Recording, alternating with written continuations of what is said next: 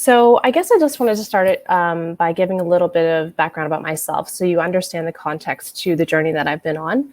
I'm originally from Canada, from Nova Scotia, if anyone actually knows where that is, super small province. My family is from Hong Kong, and I moved here about 12 years ago.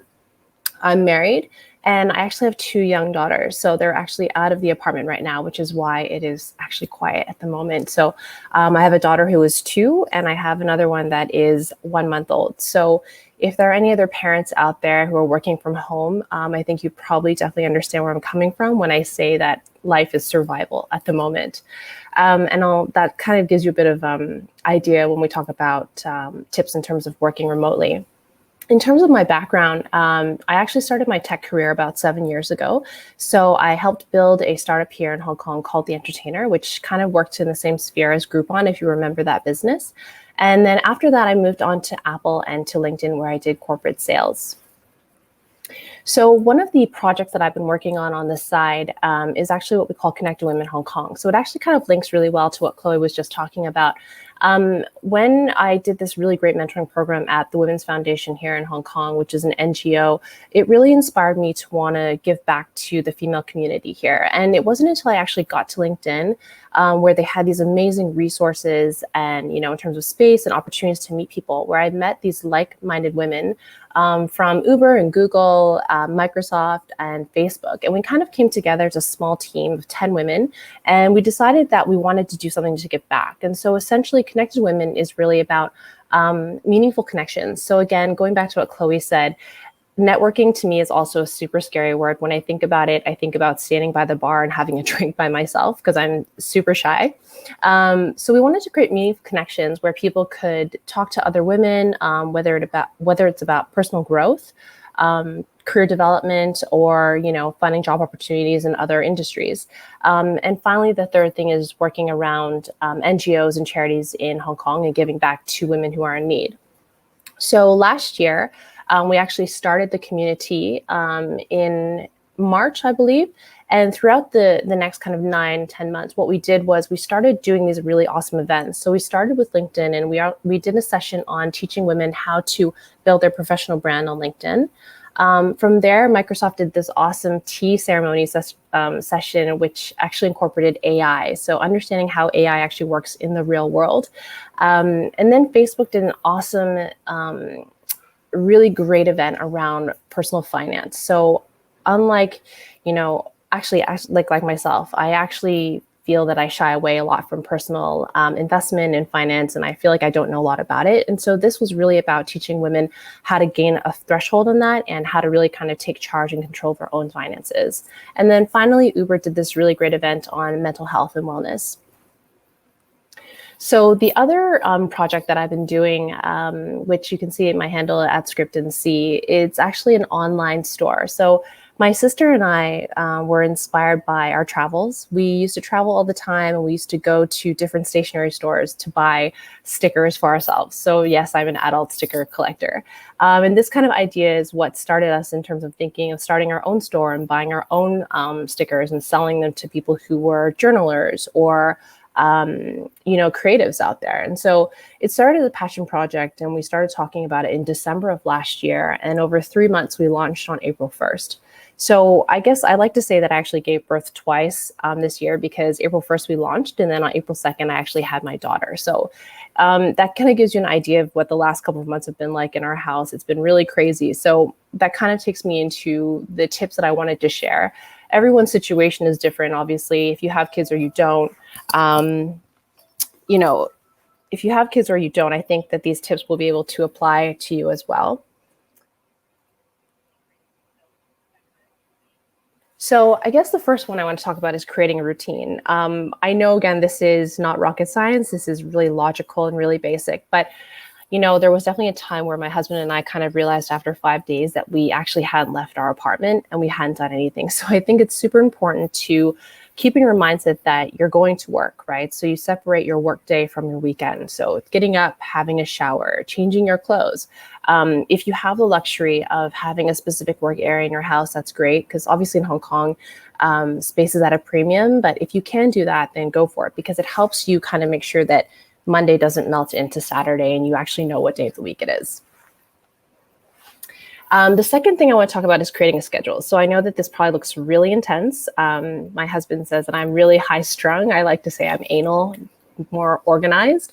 My schedule is really important to me because it helps me to keep on track and reminds me of the things that I value the most and where I want to spend my time. So, the things that I want to focus on during this period are my family, my marriage, my kids, my friends, my business, my personal growth, also leisure time and health. And you can kind of see how I block that out. And again, nothing is ever perfect, right? Do I get to follow this schedule every single day? And is it to a T? Absolutely not. But at least it kind of keeps me on my toes and gives me a structure to work around. So you can kind of see here how I built out my time in terms of where I spend, time with my kids and my business. And even when we were working in corporate offices, I never believed that bums in seats equals productivity.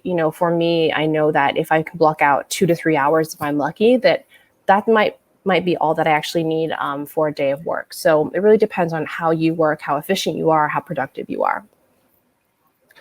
That kind of leads me into saying, how do you work? When are you the most productive? And it's really about thinking, okay, do I have the highest energy in the morning, or am I more of a night owl?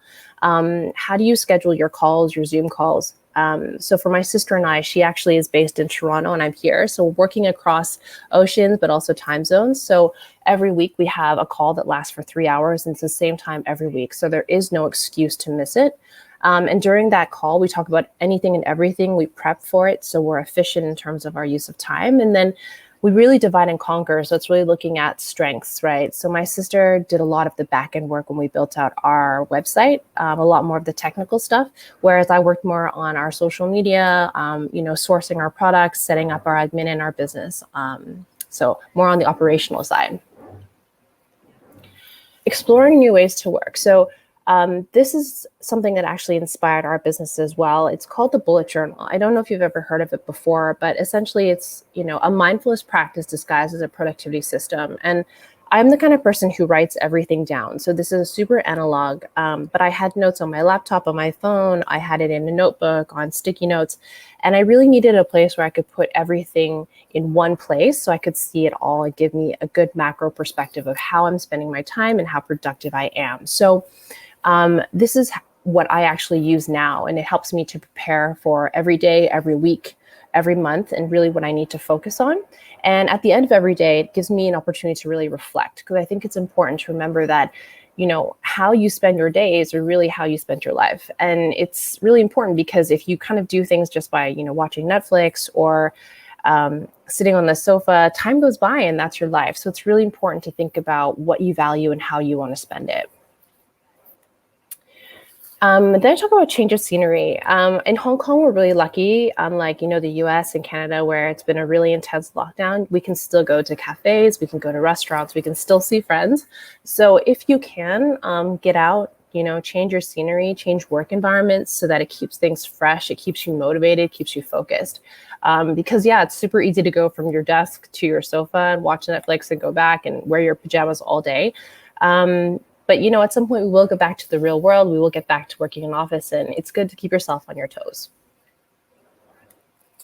So that kind of leads me to moving. Again, I think I'm definitely guilty of this as well, where I've just kind of stayed in the entire day and not gone out. But moving, obviously increases endorphins, and it's about, keeping your mind fresh and keeping you focused. Taking a break for yourself is super important. So like I said before, I don't believe that sitting in front of a laptop for 8 hours really means productivity. It doesn't mean it's the best use of your time. It doesn't have to be perfect. So what I mean by this is that, as a mom, I've definitely had a lot of mom guilt when I think about how I spend my time. I feel guilty for spending a lot of time on my business and building it out and not enough with my kids. And, I realize that I have to be kind to myself and that tomorrow is a new day. So, if people are late to Zoom meetings, if work hasn't been done on time, remember that everyone kind of has a struggle, whether it was before, during, or after this virus, right? So keeping that in mind will help you manage your own stress and also help you build your relationships, which kind of takes me to my second last slide, which is really just about, having compassion. So making sure that you remember that, everyone is struggling in some way, whether it is financially, whether it is not being able to come back home to see their family and being stuck in another country, whether someone is ill, the stress of a job, stress of crazy kids running around, whatever it is. So always really important to kind of keep that in mind. And then my last slide to basically wrap it up, it's just a quick summary to talk about the tools. Again, this is not, reinventing the wheel or anything. This is really about what I did to kind of get me through the hardest times of building a business with a husband who works from home, with 2 children who are running around, working remotely with someone who is in a different time zone from me. But again, it's really about your specific situation. And I hope that from these tools, you'll be able to take something for yourself that will help you kind of work through this environment. So thank you. Thank you, Tingi, for sharing the really nice tips with us. And I think the how you spend your day is how you spend your lives really hit the nail on my head, you know. I think Yeah, about that all the time too. yeah. And also we have some comments here then by Sujan. I did the bullet journaling for a while, and I must say it was really helpful in increasing the productivity. Yeah, I love it. I've been using that bullet journal for years now.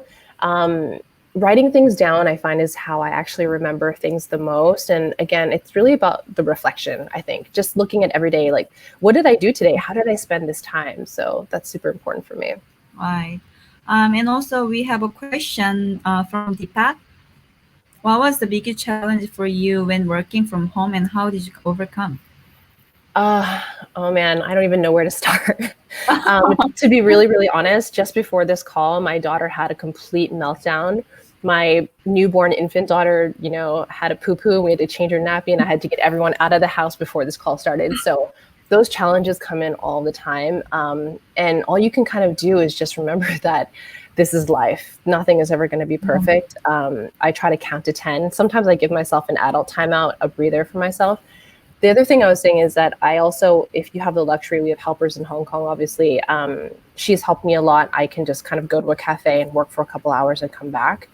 But if you don't, if you can find like a safe space in your house where you can do your own thing for a little while, I think that's really important.